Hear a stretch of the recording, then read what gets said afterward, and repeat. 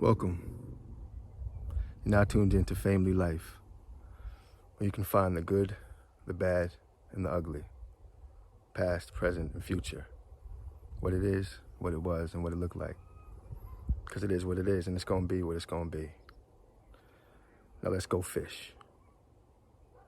But before we do, I'd like to propose a toast to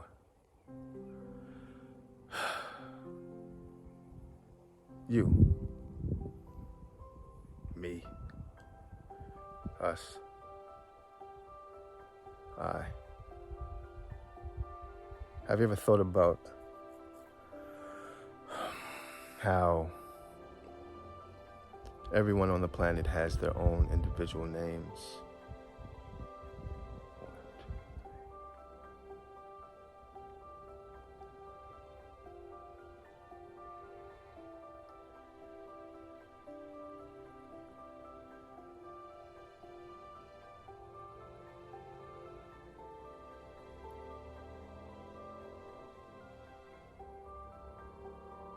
"13."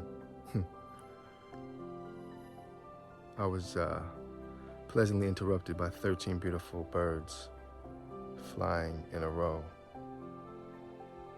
in the sky. It's interesting because I've lost complete train of thought on what I was speaking about, but this is the beauty of where I'm at in my life. Because, as I've said before, numerology is a large source of how I communicate with 10, the Almighty's energy, God. 10 is what I call it, or it. And I have been seeing 13 quite a bit lately. And so for me to see 13 flying across the sunset as I'm speaking in this moment just speaks to that truth, that fact that I and 10 are one. It is glorious for me at this point in my life to be so engaged with the world in the way that I am. As this breeze, well, this is a real moment that I'm having right now. Wish you could be here with me, but I guess in essence you are, aren't you? But 13, I've been seeing a lot of different places, like when I'll stop the microwave just randomly, I'll stop it on 13, or look at the clock. Since I'm in Sweden, we have army time. I'll look and it'll see 13 o'clock on my dishwasher. The timer, see 13. This has all been within the last 2-3 days.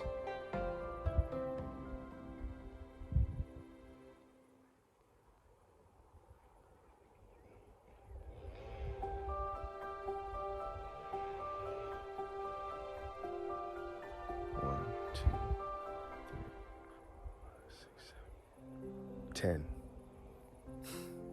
And then there's 10 birds.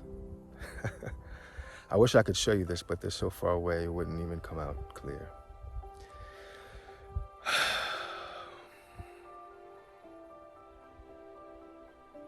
I have arrived. We are here. I have been sent to give the good news, and I shall be about my Father's business. You see, I wanted to toast to us, me, I, you, because we're all one in this, as I've said before.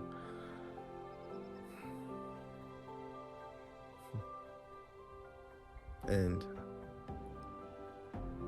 one evidence of that is the fact that everyone on planet Earth is you. You are you, I am me. You are me. We are us. We all have the same name. It's no coincidence that I am you, and you are also referred to as you. Do you see the simplicity, yet the magnitude in that statement? I mean, really just feel that for a moment. If you haven't come to understand that we are all one, just realize that I am you.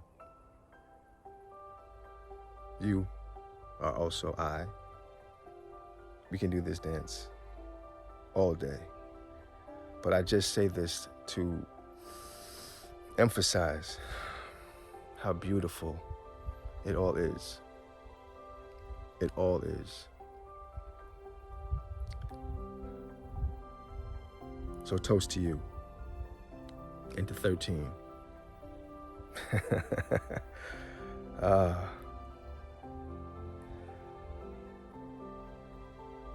Idle hands are a devil's playground, is what they say.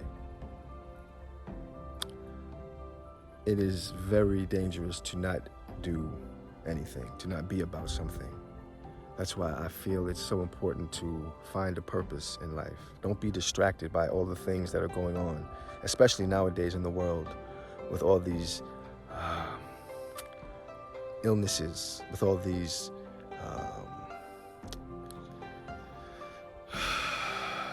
what other distractions do we have? We have these criminal activities, we have these injustices, we have these worries, these doubts, these energies that are filled with nothing but distraction, distracting you from what you are meant to do.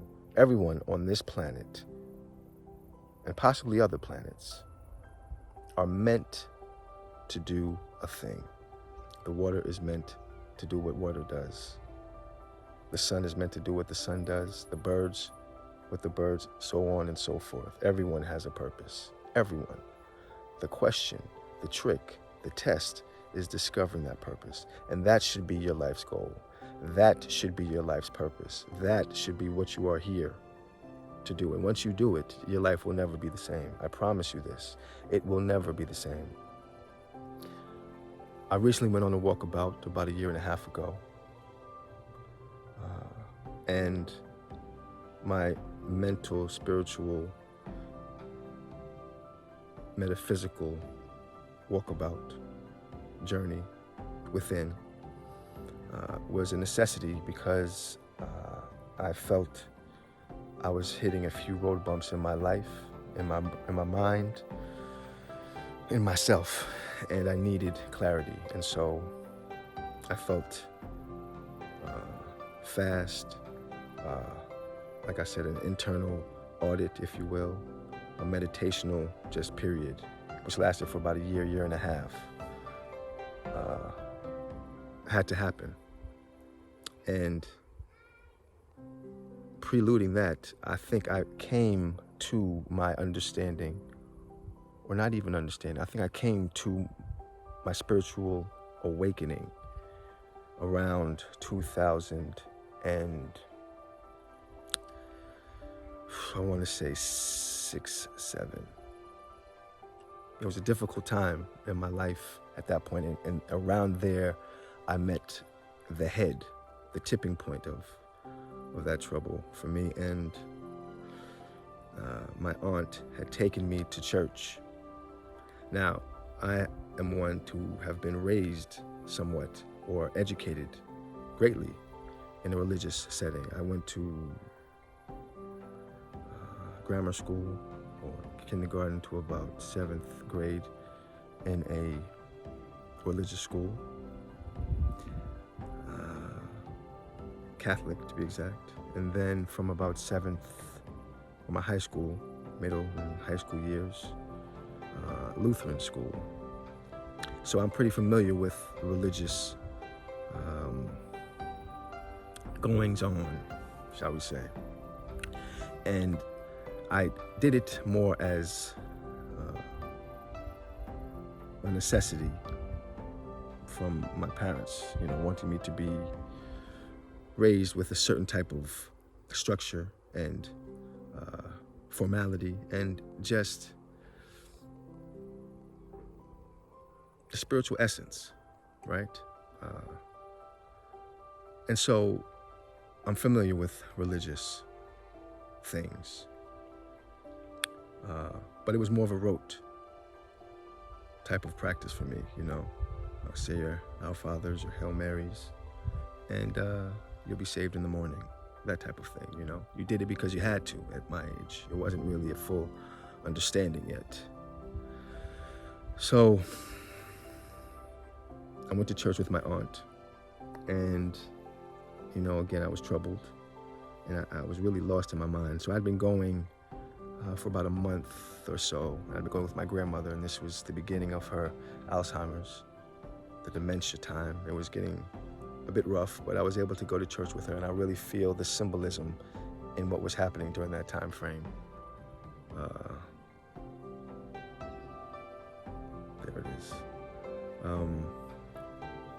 And so I was going to church, more of a thing to do, because I was a bit lost in my mind. I felt a bit worried and unsure about life and things. And so I went because my aunt said I needed to go. It would help. And my grandmother, she was willing to go. And so I said, you know what? I need to find something. I need to get some peace within myself, hopefully, or maybe the church will do this for me. So I went, and I was listening to the prayers and the sermons, and I enjoyed it. It was refreshing. It was comforting. And so one day or night, because I would go to evening services, I had only $10 in my pocket. My mother had gone out of town for a bit, and she had left me a few dollars just in case I needed. And I had $10 left. And I was in church, and they were asking for money. And they said, at this point in the service, if you have anything that you can give that you feel is appropriate, please put it in the plate. And so I said to myself in this moment, I said in my mind, Lord, all I have is $10, but I am willing to give this to you for help, for guidance, for whatever it is that you can give to me. I'm willing to give this up to you, Lord. And when the plate came, I put the $10 in. And I spoke this only to myself in that moment. And when the service was over, a lady came up to me. Never spoke to her before in my life, never met before in my life, even though I'd been going to service quite a few times before that encounter with this lady. I had never seen her or spoken to her before. And she said to me, I want to give you this. And she had $10 crumpled in her hand and said to me, the Lord impressed upon me, upon my spirit, to give you this $10. I don't know why, but I think it would be better with you than with me. Now, if you're hearing this, you might not think I'm giving you the full story or being completely sincere, but I could not say it any more clear than how I'm saying it now. She actually, it was as though she was in my mind.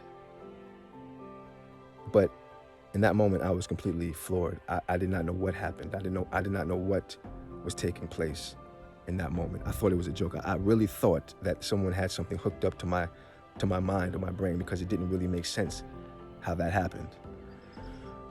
And that moment, that night, was the moment I realized that there was something going on beyond my understanding, beyond my control, beyond anything that I'd ever encountered, at least to my conscious self.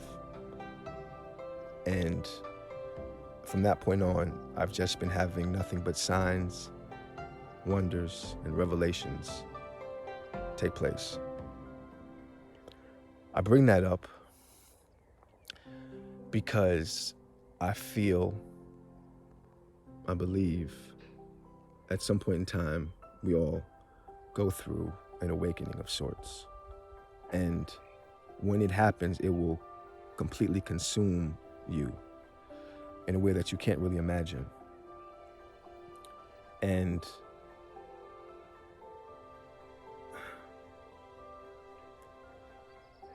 it's a truly captivating experience. But once you are able to become awakened or made conscious of this power, of this existence, of this thing that's going on around you, within you,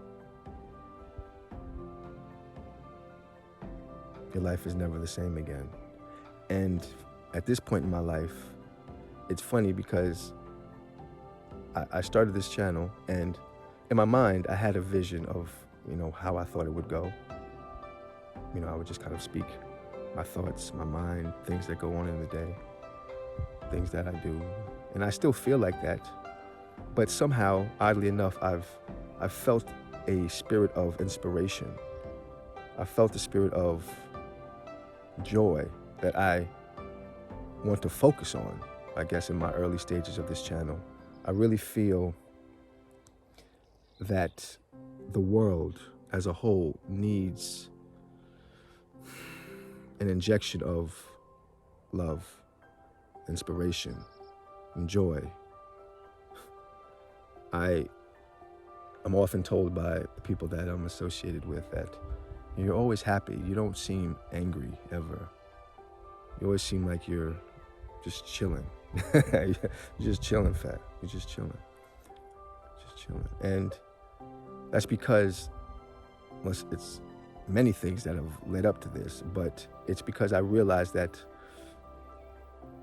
there's nothing to really not be happy about. There's so much to be thankful for and appreciative for that unless you're trying, it's hard to not be happy. And I only focus on the things that make me happy. But as I've gone through different conversations with you, I've just felt so inspired to inspire. And I feel that you have the same inspiration within you. Don't let your hands become idle. Don't sit and do nothing. Be productive. Be about your business. The good book says, be about your Father's business. Be about it. Be about something. Find your passion. Find what you love. You have something. And do it. Yeah, I'm a fan of film world and theater. I enjoy it. And in acting, they have a technique called as if. Act as if your house was on fire, as if a relative was ill, as if you had 10 seconds to save a dog from a burning building. These things help you get into character, help you get into the mood. And I've managed to apply that to my life early on when, you have doubt about things, about, you want to be a certain way in life, you want to be looked at by others in a certain way, but you don't know really where to start or what to do, where to begin, right? Act as if, you want to be the cool guy in school, everybody wants to hang out with or talk to. Act as if you are the cool guy in school. What would a cool guy do in school? What are the things they do? Maybe how would they wear their hat? What kind of clothes would they wear? What kind of cologne would they put on if you're in high school? If you're in college? What kind of car would you drive if you're licensed? Or if you wanted to be looked at as someone with intelligence or looked upon with wisdom, Act as if. Now, how would a person act if they were intelligent or very knowledgeable? Maybe they would read books. Maybe they would take time to write poetry, write stories, write, just write. Act as if. So if you're feeling doubtful about things or unsure exactly if you're achieving what you want to achieve, or if you're on the right path, act as if you were the person that you wanted to be. And don't let anything interfere. Don't be distracted by things that aren't a part of what you want to be about. You know, becoming spiritually inclined or awakened, it's a beautiful term and all that. But it shouldn't be something that's looked upon as, oh, this person has been awakened and I haven't, so I'm different. No, we're all the same. We're all the same.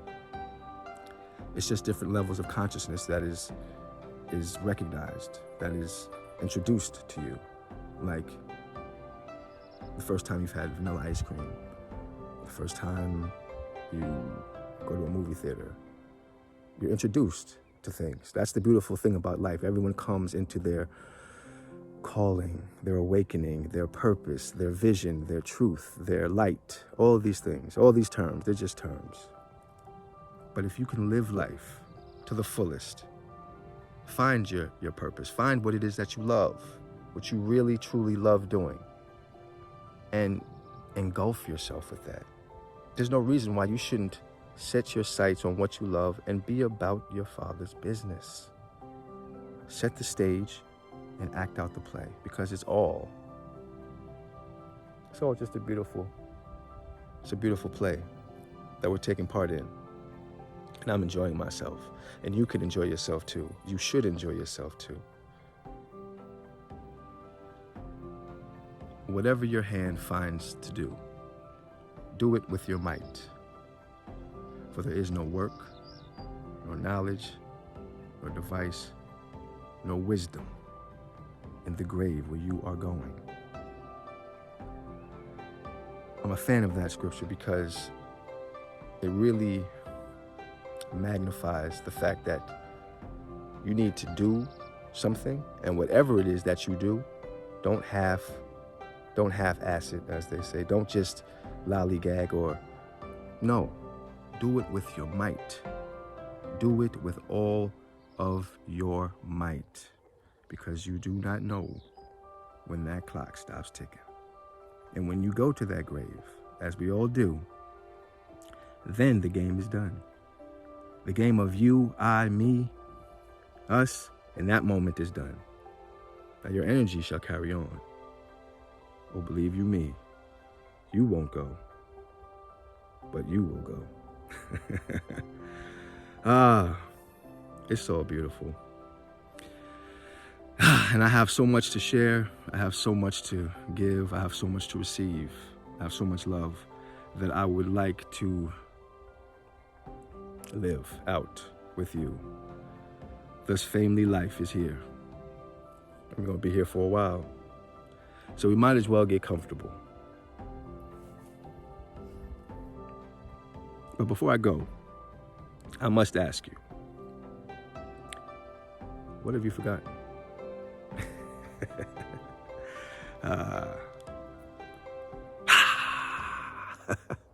Go fish.